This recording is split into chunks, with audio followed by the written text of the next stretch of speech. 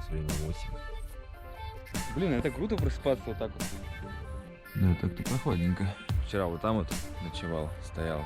Разбудила с утра полиция, я так и думал, что заинтересуется. Опять на зеленом лугу.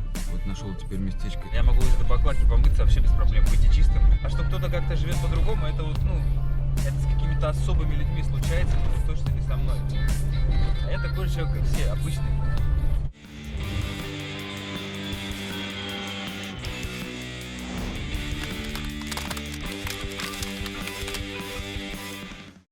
Всем привет! Сегодня у нас будет необычный ролик о том, как я живу в Якутске. Я не знаю, поняли вы, не поняли, но меня пригласили сюда работать. И, собственно, мой работодатель обеспечил мне не только работой, но и жильем. Большое спасибо ему за это. Спасибо за то, что я, по крайней мере, проблем с проживанием в Якутске не испытываю. Но иногда бывают временные трудности. Дело в том, что квартира, в которой я до этого жил, на Юмского 7, все это время продают, и я должен переехать сейчас, найти себе другую квартиру. Я решил этим моментом воспользоваться в свою пользу, то есть, если уж менять жилье, так менять в лучшую сторону. Квартира мне нужна в центре, чтобы до работы пешком можно было добираться зимой. В среднем в центре квартира стоит от 23 до 27, вот так вот, где-то в этом промежутке. Я даже в Питере, получается, квартиру дешевле сдаю, чем здесь квартира стоит аренда в Якутске. Но мне же было только найти квартиру, аренду бы мне оплачивали. Вот, начал искать, и получилось, что найти не так просто, потому что я все-таки одинокий молодой человек, таких не очень любят. Да и квартир, на самом деле, хороших было очень мало. Мне дали, срок неплохой, дали 3 недели до выезда. Я за 3 недели никак не смог квартиру найти, там реально не подобрать. Если какие-то квартиры хорошие находились, я бегом бежал туда после работы, а уже квартиры нет, уже сдали, все. Уже, извините, прям вот на пороге я выхожу, и тут же жильцы выходят, которые только что пришли раньше меня. Либо, бывало, приходишь на показ, и там ты ходишь, еще другие люди ходят, и вы такие конкуренты за эту квартиру. В общем, забавная тема. К нужному сроку найти не смог в итоге, мне оставалось уже там буквально день-два, чтобы выезжать. И думаю, дай-ка я сделаю свой первый сторис в Инстаграм. Еще Инстаграму надо поучиться. В общем, сделал просто картинку, там написал, что ищу квартиру для комфортного проживания. И вот откликнулся Валера. Валера, спасибо тебе большое, что реально помог. И ситуация такая, что он жил в однушке и сейчас купил себе 3, по-моему, более большую квартиру, и с нее переезжает. И вот однушку будет сдавать, планирует. Как раз я вот со своим постом попал под этот момент. Приехал, посмотрел, квартира вообще действительно очень уютная, хорошая, прям вот легла на душу, здорово, круто. Но был один нюанс, что он еще не съехал. Съезжать, он сказал ориентировочно, он сам не знал, потому что люди, у которых он купил квартиру, тоже еще не переехали в свою, в которую они там купили, целая цепочка. Вот, и, где-то сказал, недельку надо будет подождать. И вот я стал думать, что мне делать эту неделю, где бы, в принципе, я не испугался этой ситуации, думаю, просто это интересная тема, по хостелам, по каким-то съемным квартирам похожу, или, в принципе, вообще потусуюсь на улице в машине. У меня сразу такая идея возникла, и написал коллегам, просто в группу поделился ситуацией, что вот сейчас надо будет съехать, буду где-то неделю кантоваться. И вот так совпало, вот реально у меня же не первый раз события просто вот совпадают так вот, крутые очень совпадения, не знаю, вот почему-то раньше в жизни у меня такого не было, сейчас прям вот сплошь и рядом, вот просто где-то какую-то информацию скажешь, и там попадешь на человека, который, оказывается, вот и все так вот клубок заматывается, вообще очень круто. Моя коллега Алена как раз сидела в это время с Машей, с нашей бывшей коллегой. Вот, и просто говорит, прикинь, у Игоря сейчас, оказывается, с квартирой проблемы, там, неделю где-то пожить надо. Маша говорит, так пускай у меня поживет, я как раз уезжаю. И так совпало, что Маша уезжает прямо вот именно в этот день, когда мне нужно было съехать. Вот день-день. Я, получается, приехал, я отвез в аэропорт и заселился. И неделя был обеспечен квартирой. Единственное, что я поймал себя на мысли, что я немного расстроился от того, что я уже был настроен на какие-то приключения недельные, что вот именно искать, где жить, где ночевать. И так вот это меня немножко обломало, потому что, конечно же, от комфорта уже никак, сложно отказаться, когда он у тебя уже предоставлен. И так получилось, что за неделю ребята не смогли выехать, квартиру освободить, и мне еще сказали срок еще как минимум неделя, пока квартира освободится. И я уже тут эту ситуацию точно решил не отпускать и воспользоваться ей. Я решил пожить в машине, покочевничать. Буду импровизировать, пока детали не продумал. Главное подготовиться к работе, чтобы было все нормально для этого, никак не повлияло негативным образом. И дальше уже по ситуации буду разбираться, как ночевать, где ночевать, что, куда ехать, в общем, все по ситуации. Круто же? Вот и я думаю, что круто. Вот дом, в котором я прожил в комфорте и уюте целую недельку. Даже успел немножко к нему привыкнуть. Свое парковочное место тут у меня постоянно даже было. Маша, спасибо, что приютила. Собрал вот рубашек. Нагладил, на работу сразу повешу, чтобы там с этим вопрос уже закрыть. Вещи я сейчас накидаю в машину, заеду в гараже возьму палатку, там походные вещи, там горелку, как в походе пожить. И все это поснимаю. Заодно покажу окрестности Якутска, осенний Якутск. Тоже мало этому времени уделяю. Ну, сейчас вообще времени мало чему уделяю. Сейчас работы очень много. Работаешь по 6 дней в неделю до вечера. Вечером приходишь уставший, уже там сил нету, ни что-то там делать. Это же монтаж, ну, не просто сидишь, склеиваешь. Это нужно думать, это нужен какой-то настрой творческий. И атмосфера. Вот я почему искал хорошую квартиру, чтобы в хорошем месте творить хорошие видео. Вот, поэтому это реально важная штука. Вот, а так, ну, чтобы снимать что-то, это, ну, получается, монтажом я мог заниматься только в выходные, когда все, блин, отдыхают, лето, зовут меня и на рыбалку звали, там, и там просто туристы, наши альпинисты собирались погулять, ну, гуляли просто, вообще клевое время провели. А я сидел там с утра до ночи в субботу, отработал в субботу, до ночи сидел, потом в воскресенье все сидел монтировал, чтобы вот видео выпустить, ну, в понедельник в итоге. Вот, поэтому сейчас такие перерывы у меня, получается, неделя-две. Ну, надеюсь, я въеду в новую квартиру, как-то все устаканится, будет покомфортнее и смогу по вечерам что-то делать. А выходные надо снимать. Соответственно, тут думаешь, либо выходные ты снимаешь, либо выходные ты монтируешь. Беда. Ну вот улица Кутузова здесь вот. О, здесь все уже перекрыли, да? Блин. Надо ехать обратно. Ну тут есть проезды. После дождя здесь жесткие лужи. Все размывает. Не только вот здесь, где нет дороги нормальной, но и даже там, где асфальт. Вся обочина просто в таких лужах. И вот видите, вот тут идет ремонт, и одновременно люди проезжают. Вот деревяшки, такие дома. Да, погода, конечно, такая не самая располагающая для того, чтобы кочевать по улицу. Но так даже интересней. Ну что, время 7:30, я только закончил работать. Надо бежать еще, забирать остатки шмоток. И начинаем мое кочевничество сегодня. Даже не знаю, где сегодня ночую. Пока еще не придумал, где и как в машине буду спать, либо в палатке. И вы знаете, такое чувство прикольное внутри. Позитивное такое, ну, от незнания, что тебя ждет в ближайшие часы, даже куда ты, что ты, как ты. Вообще круто. И подумать, как завтра мне мыться. Все-таки на работу, ну, либо помыться из той воды, которую я в бутыль наберу. Мне не привыкать. Ну, либо кому-нибудь заскочить из друзей, помыться в душе с утра перед работой. 21:10, вещички собрал свои. Сейчас еще это все везти в гараж, выгрузить, взять то, что надо. Часов в 12, наверное, буду решать, где мне спать. Да в машине завалюсь на крайний случай, да и все, поэтому тут я вообще не переживаю по этому поводу. Каждая минута в кайф, мир под ногой. Каждый хочет знать, где и в чем его ремесло. Че, 10:30, а вот Илюхин гараж. Спасибо семье Зыковых, помогает мне чем могут всегда. Вот это все мое добро. Блин, как я сюда... Вот это не мои черные пакеты, это еще вон там вот все сейчас. Холодная палатка, тут, в общем, надо сейчас разобрать. Вот бутыль. Сейчас вот ее возьму, как-нибудь сзади машину пристрою. Все вроде готово. Здесь вот туристические смотки всякие. Одеяло на всякий случай, чтобы не мерзнуть. Здесь буду спать, возможно, сегодня. Ну вот летом тут работают такие колонки. Так что можно набрать воды. Так, надо попасть. Оп, помазал. Домик должен быть чистым. Ну что, завтрак туриста. Сейчас попробуем лапши. На утро йогуртом обойдусь, наверное. И сыра кусок.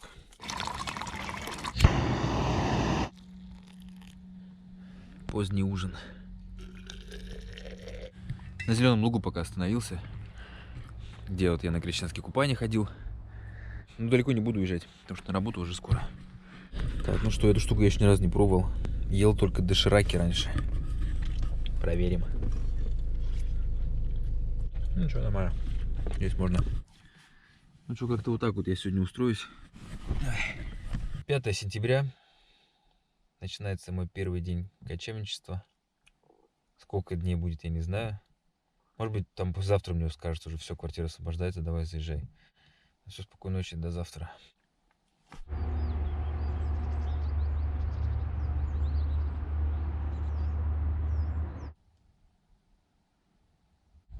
Ну что, вроде неплохо поспал.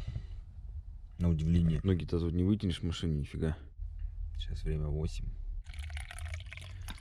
С вечера чай заготовлен, как в походе. Я взял с собой одеяло большое, постелил под низ, потому что сиденье такое не очень ровное. А с одеялом вообще нормально. Даже то, что ноги не вытянуть, ничего страшного. Можно дрыхнуть вообще. Блин, это круто просыпаться вот так вот, когда еще погода хорошая, на солнышке. Ну вот Зеленый Луг, что вот от города отъехал, даже, ну, не отъехал. Так в сторонку встал. Люди ходили там, собак выгуливали. Думаю, кто там возле моей машины, смотрю, следы такие. Кто-то подходил, а это же мои следы. Ладно, сейчас заеду в гости к Тане, к подруге, коллеге своей. Сполоснусь и работать. Ну что, все отлично. Работаем вовсю. Вот иду на обед. На самом деле, не думайте, что мне ночевать негде. Мне столько предложений поступает. Все меня жалеют. Я могу, в принципе, кого-нибудь пожить, но мне так неинтересно. Всем большое спасибо за поддержку. Я теперь знаю, что я здесь точно теперь не пропаду в Якутске. Что бы у меня ни произошло. Ну что, рабочий день закончил. Катаюсь просто по городу. Сейчас поеду куда-нибудь поем. Еще не придумал, где сегодня буду ночевать. В каком месте? В машине, в гамаке, что такая погода. Если дождь будет, конечно, не очень комфортно. Без дождя замечательно. Прикольное состояние, на самом деле. Вот реально, ты когда вот... Ну, ты не бежишь куда-то, даже не знаю, как это описать. Я пока еще сам не разобрался. То есть у тебя такая внутренняя свобода, что ты, ты знаешь, что ты просто сейчас выйдешь и можешь перемещаться куда хочешь. Хотя, казалось бы, нет дома, да, как-то страшно, что вот, блин, некуда идти. Ну, у меня машина, конечно, спасает. Вот он, мой домик на колесах. Пробую на вкус эту свободную жизнь, чтобы потом ее в будущем вкусить по полной. Вот она цель. В Якутске тоже пробки есть. Сейчас 7 часов, сейчас пик. 8 час, вот. Я уже даже примерно знаю, где вот по этой дороге стараюсь не ездить. Дождик пошел. Теперь ночевать в гамаке будет сложнее. Возможно, сегодня опять придется остаться в машине. Сегодня что-то замотался. Уже 11 часов. Решил тоже рядом с городом. Ну, дождь все прошел, все сыро. Опять на Зеленом Лугу. Вот нашел теперь местечко. Тогда я на дороге прям встал. А тут можно вот так вот в кустах. Сегодня с утра солнце слепило. Надо сейчас в другую сторону как-то развернуться, чтобы поспать нормально. Так, все, спать. Сегодня надо проспаться нормально. У меня тут есть даже пижамные штаны. Ну что, замерзать начал в 4 утра. Что же, блин, укрылся пледиками этими маленькими, они сползли. Вспомнил, у меня же спальник есть, блин. Еще ленился, лежал, мерз, ленился достать. Спальники вообще другое дело. Что я вчера про нее вспомнил? Жара. Так, прогноз 7 градусов показывает. Нормально.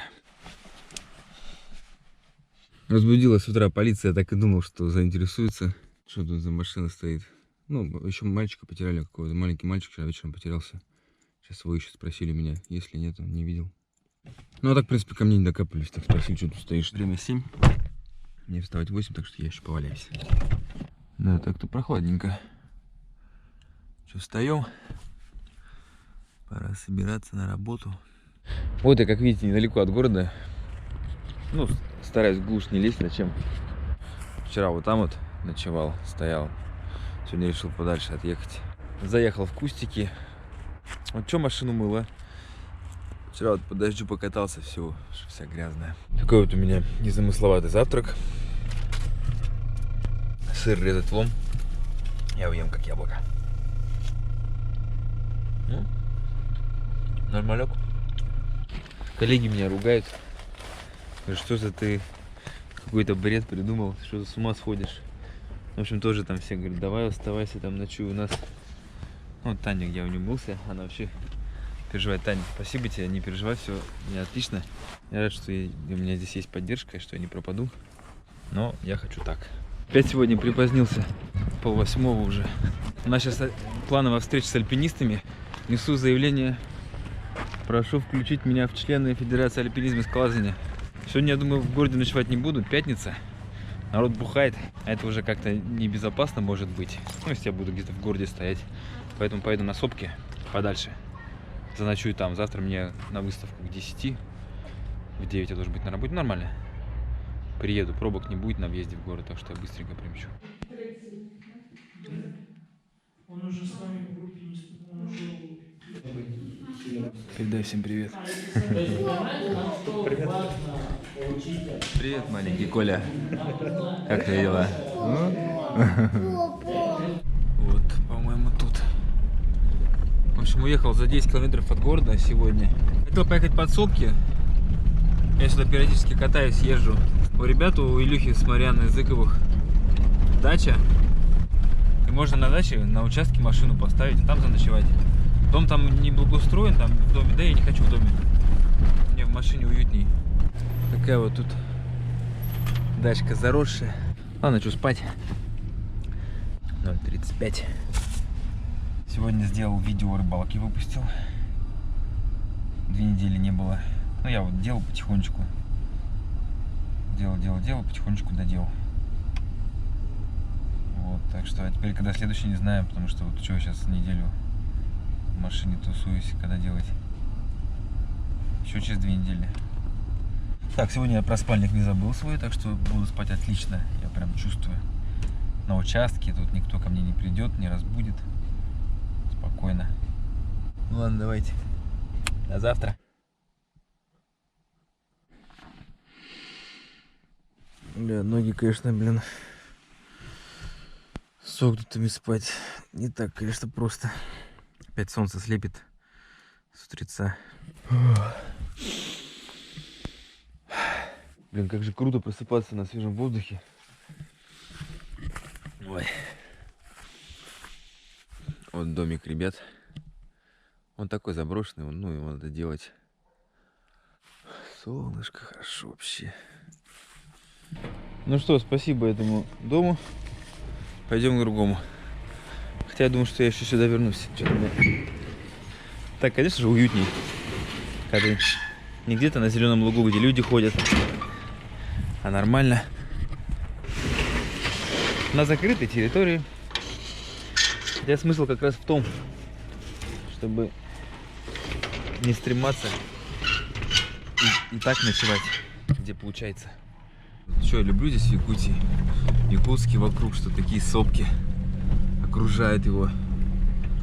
Вон там сопка, тут.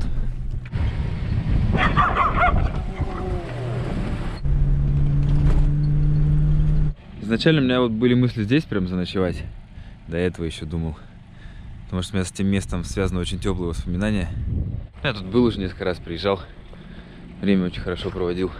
Там вот я вот как раз по этой тропе на сопку забирался, когда про Афродизу когда шел, рассказывал. Главное, что есть друзья, у которых можно принять душ. Хотя, если бы я не работал в офисе, если бы не нужно было быть по утрам прям совсем опрятно выглядеть, мне бы это было не обязательно. Я могу из этой баклаки помыться вообще без проблем, выйти чистым. Но просто душ, он как-то все равно бодрит, будет нормально. Ну, что ты, если надо работать, надо быть бодреньким, четким. С клиентами приходится работать, надо как-то быть в порядке. Ралли.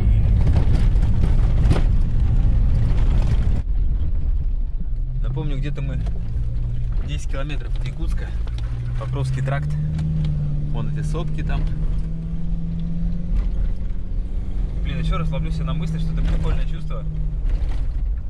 Как бы это ни казалось странным, когда ты не знаешь, где ты сегодня будешь ночевать в следующий раз. Но я реально, я не знаю.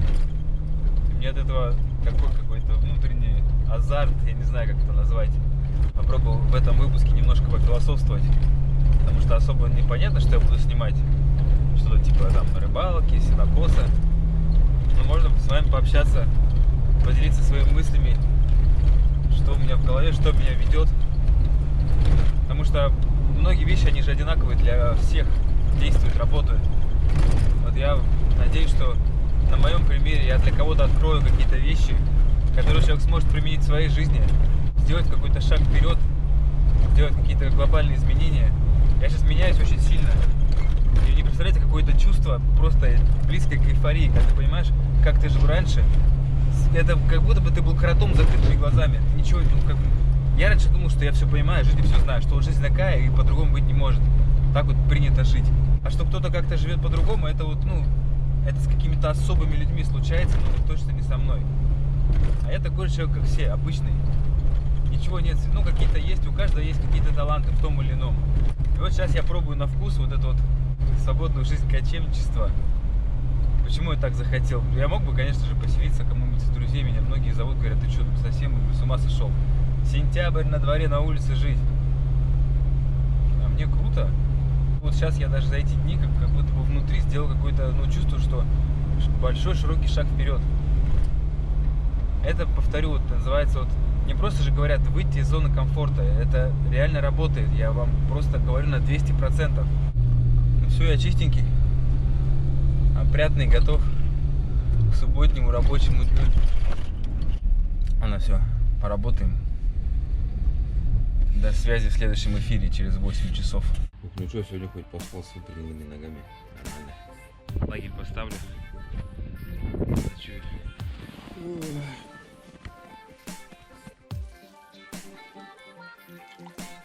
Так вот здесь жестко все загорелось, конечно. Банька опустила, можно поснимать немножко обстановку. Ну все, мое кочевание походу закончилось. Я надеюсь, я сплю в нормальной постели.